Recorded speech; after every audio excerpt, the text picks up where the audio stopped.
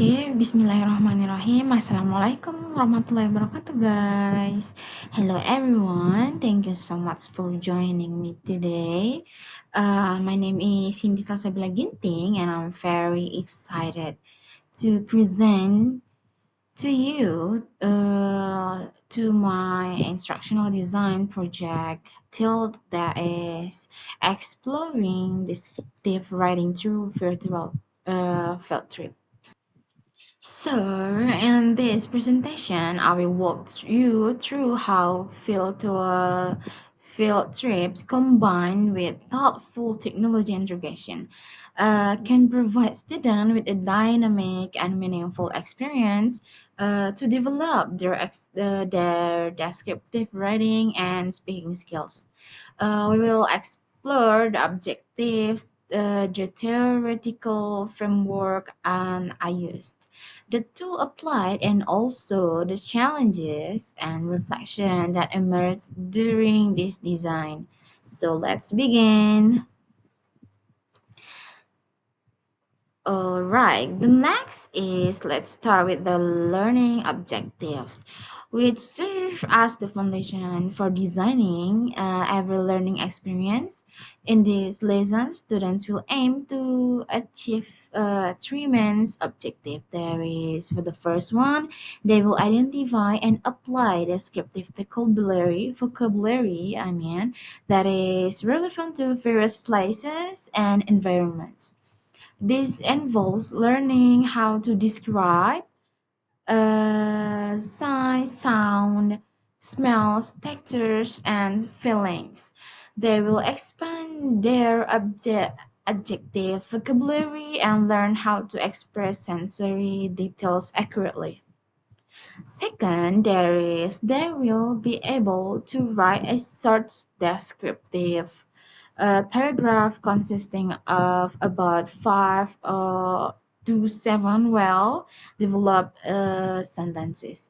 This paragraph will base on a virtual field trip, which provides the student with a visual and auditory experience that they will then transform into writing.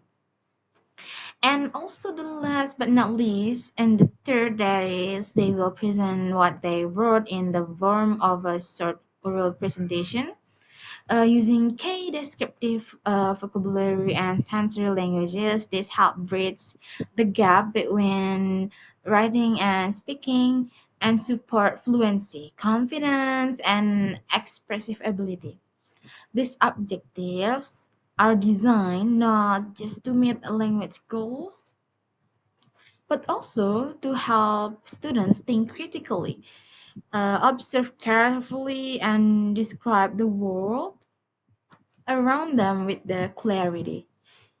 The next is okay, now let's look at the TPACK framework, which I use to structure these lessons. TPACK stands for Technological, Pedagogical, and Content Knowledge.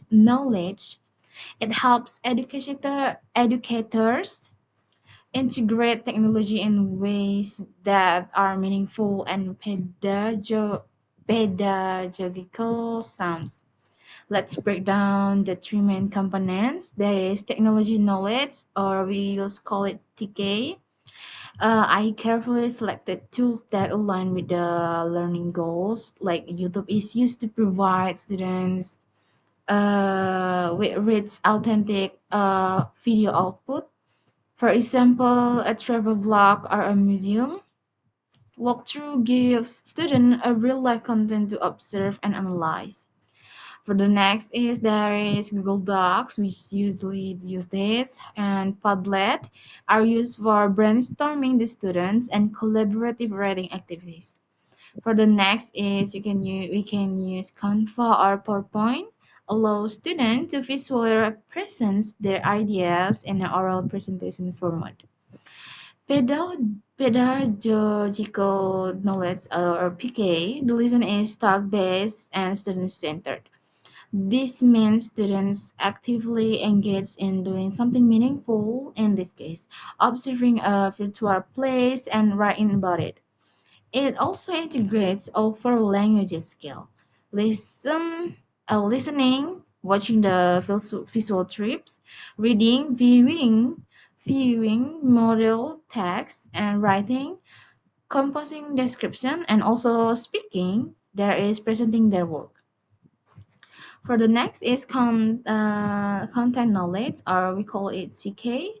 The content focus here is the descriptive writing. Students learn how to structure a paragraph, how to include vivid adjectives, and how to express what they see and what they hear and feel it in a clear and engaging way.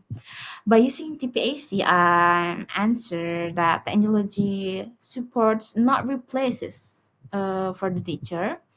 Good teaching and rich content. Okay.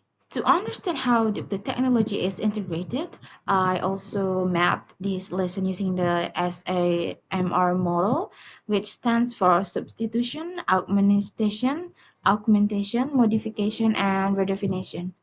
Let me explain how each stage is reflected.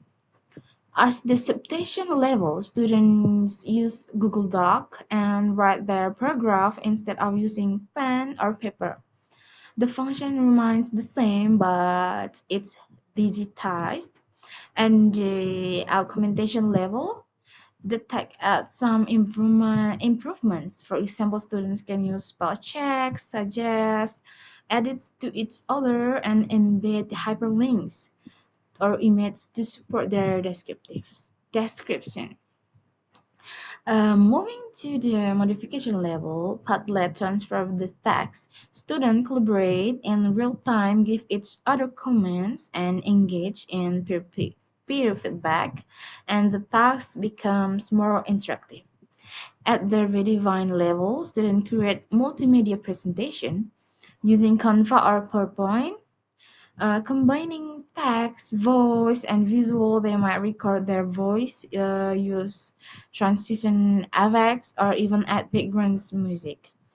This task will not be possible without digital tools because this progression shows how technology not only supports learning but transforms the nature of the task itself.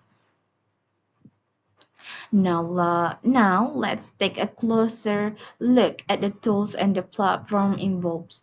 The main learning management system used in Google Classroom. This platform serves several important purposes. It's where I upload materials such as video links, worksheet, and assignment instruction. I can send announcement, reminders, and clarification easily.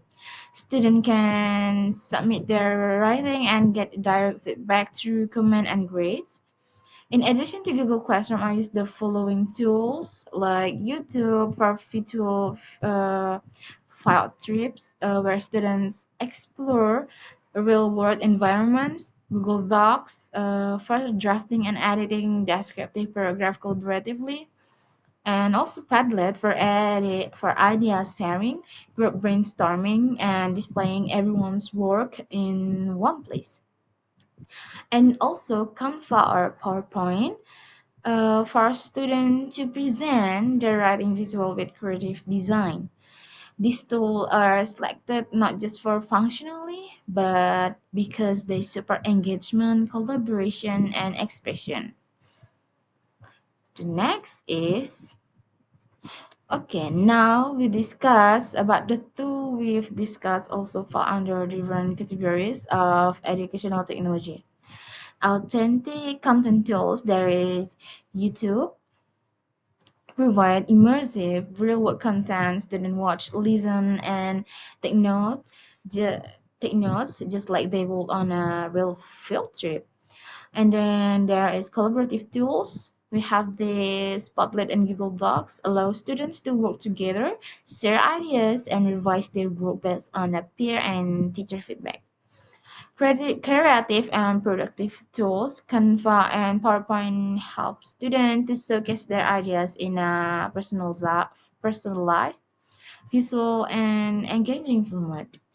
This multimodal approach allows different kind of learners to participate meaningfully, visual, auditory, and kinesthetic. Like, for example, one group used a video of Venice canals and created a narrative using phrases like gondolas gliding gently and sunlight reflecting off ancient stone walls. Using these tools together enhance motivation and enables different learning styles to thrive visual, auditory, and linguistic. The next is challenge and reflection. As in any instructional design, these are both benefit and challenges. For the first, there is benefits. In this kind of technology, students are highly engaged because they are doing something that feels authentic, like going on a trip and writing about it. The lesson integrates multiple language skills in a real world content. So that was based on what happened to their life. And also it encourages in creativity and collaboration. Collaboration makes students feel more ownership over their learning. So they feel like I have this own kind of memory so I can write it on by myself. So that was the benefit. The challenges is also we have challenges in here. There is one challenges and unequal access to technology. Some students may not have strong internet connection or devices at home. This is a common challenges for every teacher to apply this kind of technology in the every class they were taught or they were taught. It feels like this common problem cannot be resolved with anything, or maybe it can, but it may have take some time to resolve it. And another issue is familiarity. Not all students have used Padlet or Canva before, so some tech training is necessary. So you can inform the student, okay, student, tomorrow we will use, for example, like Canva or Padlet. So I hope you can at least know what is application is before I come in into this class tomorrow. I think you can give the warning before. The next is reflection. From this experience, I learned that preparing students technically is just as important as preparing them academically. Giving short tutorials using screenshots or recording video instruction can really help smooth the process. So they can remember how to use it with the video. Uh, they can use the tutorial for the long time. Once students are familiar with the tools, they are gain confidence and become much more independent. So overall, this experience has depended my confidence in using technology for real world student centered language teaching. Okay, everyone, that concludes my presentation. Thank you for very much for your time and attention. I hope this project has shown how descriptive reading can be made more immersive, interactive, and exciting through the use of virtual field trips and technology integration. If you're an educator, I encourage you to try incorporating some of these tools into your own lessons. The results are not only engaging but also deeply rewarding for both students and also the teachers. Thank you again, and I'll be happy to take any question or feedback you may have. I think that's all for me. Wassalamualaikum warahmatullahi wabarakatuh.